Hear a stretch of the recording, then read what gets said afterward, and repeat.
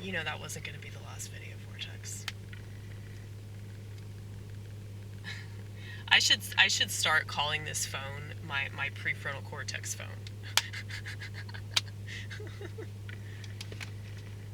Cause yeah, people just don't care about that, do they?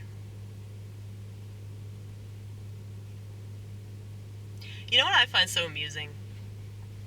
A long ass time ago, when I was smoking marijuana, that was considerably less strong than it is now. Now that it's sold on street corners, and it can put you in a state of psychosis for 3 days. Now they're selling it on street corners. Okay. Welcome to America, a country that makes no sense at all. Alright? So, long time ago, when I first started smoking weed, my mother, who's a boomer, scolded me because I have no idea what's actually in that drug. I could be poisoning myself. Both she and my dad, like, are avid supporters of the, you know, those things they stick in you that have formaldehyde in them. Formaldehyde and adjuvants and stabilizers and the virus, all the viruses that they tell you are bad. Yeah. Like, what kind of sense does this make? I'm gonna get a virus injected into my bloodstream, along with all this other shit that has no business being in my bloodstream. Whatever. But yeah, so my mom was like, you don't know what's in it. And I told her, I was like, it's a plant, Mom. Well, you don't know what these drug dealers are putting in that bag of drugs.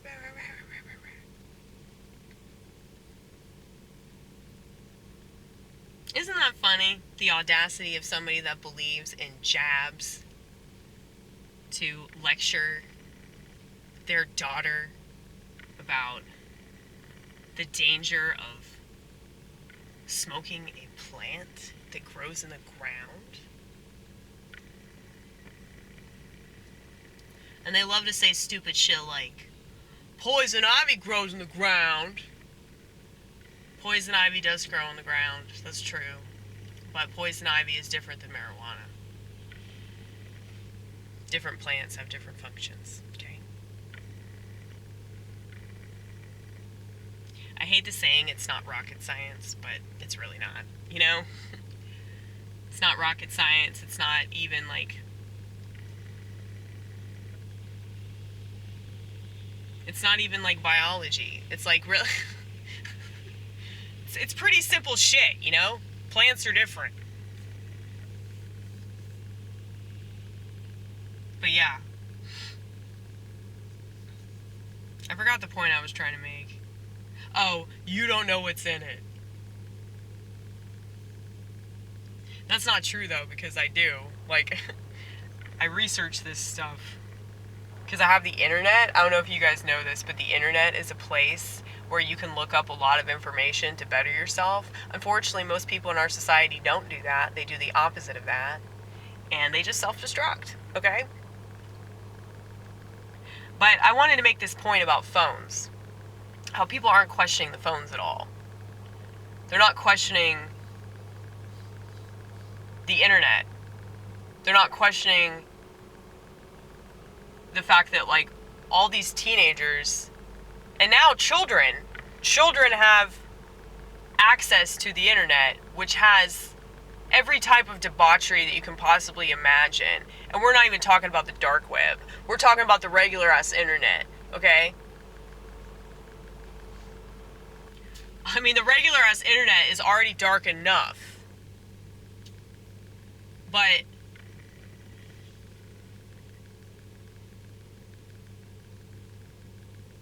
people that don't question things, like my mother, love to scold people like me that do question the motherfucker out of everything, including authority, obviously. And not that against my mom, you know, the boomer generation was very, very stupid. And they were stupid because of all the technology that they had. that discourage them from questioning the narrative. And that's why the CIA came up with the term conspiracy theorist, to define anybody that questioned the assassination of JFK, okay? So,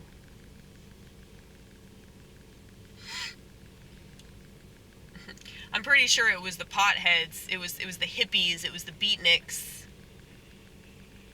it was the burnouts, the stoners, the losers, the long hairs that questioned that assassination. But anyway, let's not go there. I know that there's a lot of darkness to drugs. Like, I know that there's a lot of, like, demonic activity, and Aleister Crowley was a huge fan of cannabis, okay, as well as, you know, everything else under the sun. He was addicted to heroin. But, I mean, if you're not doing it to communicate with the devil, then it's probably not bad. It's all about intentions. I think the biggest problem with cannabis, as well as, you know, many plants, is that, yeah, if you're connecting with the earth and you're doing something to alter your mind, it can very easily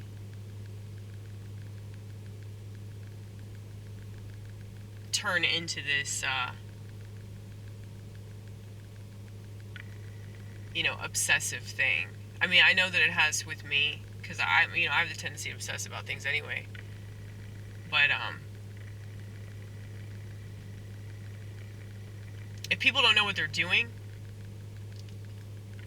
which, you know, I'm assuming is most people, if people don't know what they're doing, then it's super easy for the devil to fuck with them if they don't have discernment. I mean, you see this with Protestants. You see, like, how many Protestants will, like, read the Bible, they'll read the book of Revelations, and they don't understand, like, what it actually means.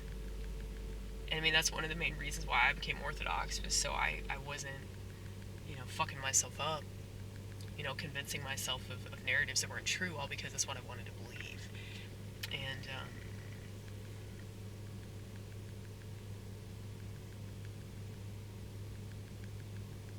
a lot of the reason why I justify, you know, plant life and, you know, using plants to heal, using plants to understand oneself, is because there's biblical evidence for that, you know? I mean, why would God put all these things on the earth if it was just, like, demonic? Like, that doesn't make any sense. It's just that because human beings are fallible, and we believe the things that we want to believe. And if we're thwarted by the world, and if we're thwarted by our own bullshit, like, we can very, very easily be susceptible to all kinds of persuasion that's not good for us, you know? But, yeah, back to my point, though. It's like, if you do know what you're doing and why you're doing it, and you've done the research and you've tried your best to understand it, then, yeah, people that don't know what they're talking about, people that want to shame you, like, they really have no right to, but at the same time, like, you know, they can't help it, because that's what sheep do. That's what sheep do, like, when they don't understand something. They don't try to understand it, they just shame you for whatever you're saying, and, then they can feel superior because they're not doing what you're doing that's bad, or what they deem as bad, you know? Anyway, we're very, very lucky to have discernment. Discernment is probably the most underrated gift. And it's very difficult in Western society. But just keep an attitude of gratitude. Just keep thanking God. You can't go wrong.